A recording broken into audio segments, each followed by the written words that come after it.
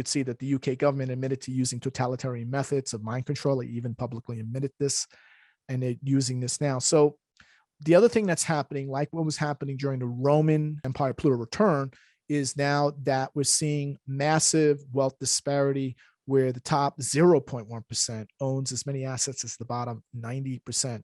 So that situation, the financial situation, continues to worsen.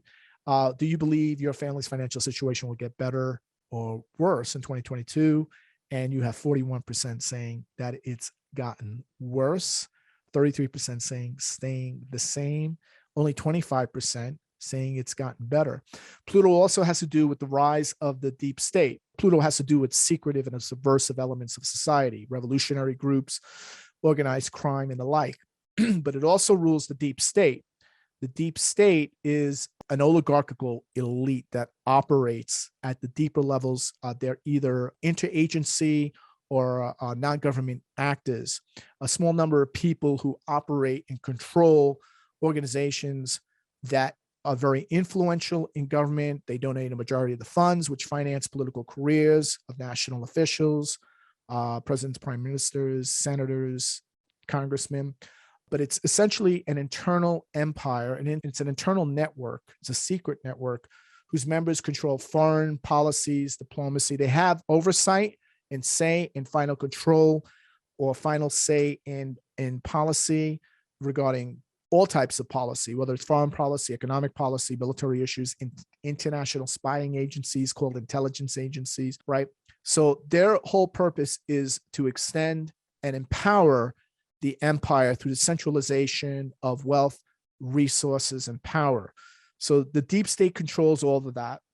And regardless of what party is nominally in power, what they do is that the deep state's method is to influence and manipulate anti-democratic coalitions in a covert manner within the government for the purpose of ensuring that specific special interests by the oligarchical elite, by this deep state network that serves an oligarchical elite, are met within a seemingly democratic framework of the political landscape. So it seems democratic, but what's really going on here is not based on the will of the people.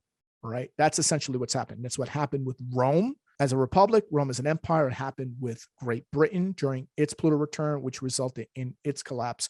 All of this results in what? When the deep state, when you have a plutocracy and a deep state that is hammering out these policies, you have the development of inverted totalitarianism and managed democracy, big government, big tech, big media, big business, big society, modern welfare capitalism, universal basic income, class struggle, human rights violations, vax mandates, for instance, plus much more. Australia knows exactly what we're talking about here. Canadians know exactly what I'm talking about here. Plutocracy, too big to fail, too big to jail, lemon socialism, crony capitalism, kleptocracy, modern monetary theory, applied perception management. So this is what we see, a system where people of great power and corporations have corrupted and subverted democracy, true democracy, where economies, economics, and policy best politics, best democracy. So it's a managed democracy, and governments are legitimized by elections that have learned to control where the electorate is prevented from having a significant impact on policies adopted by the state. In other words, it doesn't matter who you vote for, right? It's a managed democracy operating with an inverted totalitarianism within the constructs of a plutocracy. And a form of lemon socialism operates where the government bails out or intervenes and subsidizes Wall Street, subsidizes corporations. It does not allow weak or failing firms to collapse, right? It absorbs all of the recipient losses, like we see with the constant bailouts based on modern monetary theory of constant stimulus and injections by the federal bank and by the Federal Reserve and by all the central banks worldwide. This is happening to everybody, by the way, but it's really going into overdrive in the US. And we have this heavy-handed plutocratic techno corporate state collusion, right? We're seeing that especially over the government vaccine mandates. So we're seeing a lot of this play out here. And what we're going to see is techno corporate state collusion, overturning federalism and replacing it with centralized states using the administrative state to impose detailed regulation on the economy and society, and redistributing federal funds to favored groups and tax disfavored ones to retain political control. So it's really overturning federalism. And U.S. Pluto return, historian Ken Burns says the U.S. is in a crisis at the level of a civil war, the Depression, and World War II. I mean, even he states this. And he's saying there's a massive failure of leadership. We're seeing this now. Biden-Harris dream team, suddenly Dems' worst nightmare just after 10 months in office, right? So, should Biden seek a second term, Biden would be 86 years old. And what we're seeing right now, Biden has been underwhelmed as a president. His second in command has managed to fall even shorter of expectation. The latest polls are showing the American people viewing Vice President Kamala Harris less favorably than Biden, which is no small feat. So we're seeing this play out here. Look at Biden's approval ratings are dropping exponentially. We're seeing, just absolute, Biden's popularity was high when he ran on progressive agenda, and then it dropped when he let the corporate Democrats take over. So we're seeing, right, he let the corporate Democrats, he let the plutocracy take over. Right. So many key progressives now are breaking away. Biden-Harris is going to become politically radioactive because many progressives inside the Democratic Party, they think that Biden's poll numbers are reflecting the disillusionment among the base over the Democratic base over his unwillingness to deliver on key issues, right?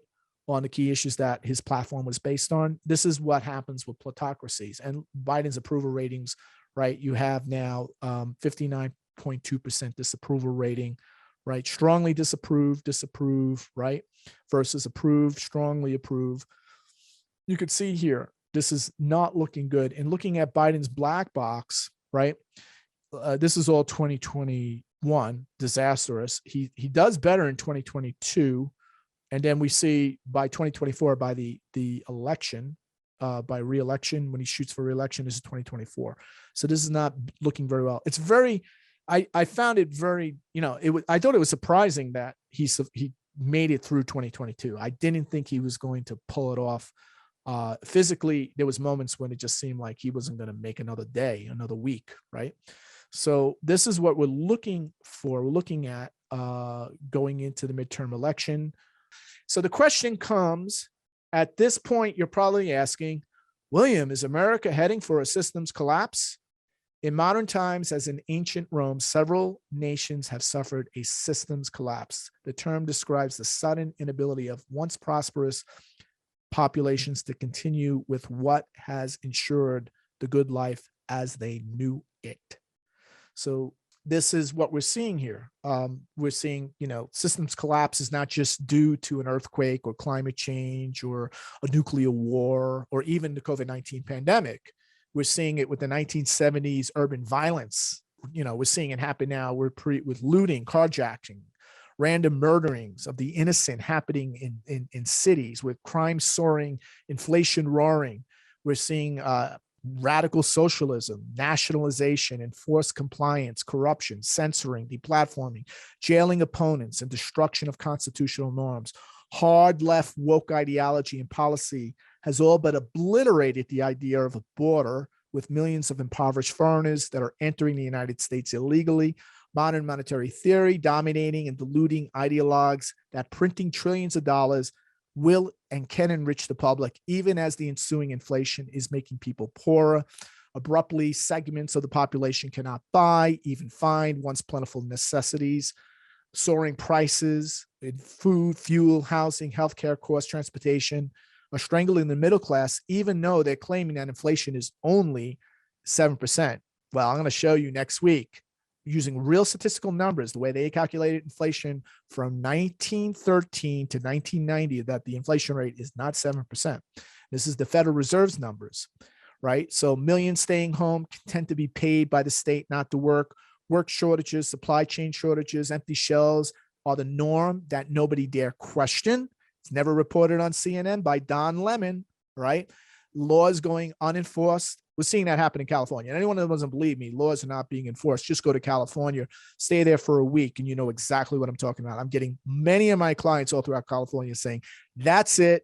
It's over. They're leaving. Register for the upcoming Global Outlook 2023 webinar on January 22, 2023. Get the geopolitical and macroeconomic forecasts and increased clarity of the transformational crisis and paradigm shift now underway, so you can take massive action to not only survive, but thrive in the year ahead. Register for the Global Outlook 2023 webinar at williamstickevers.com or click the link in the description.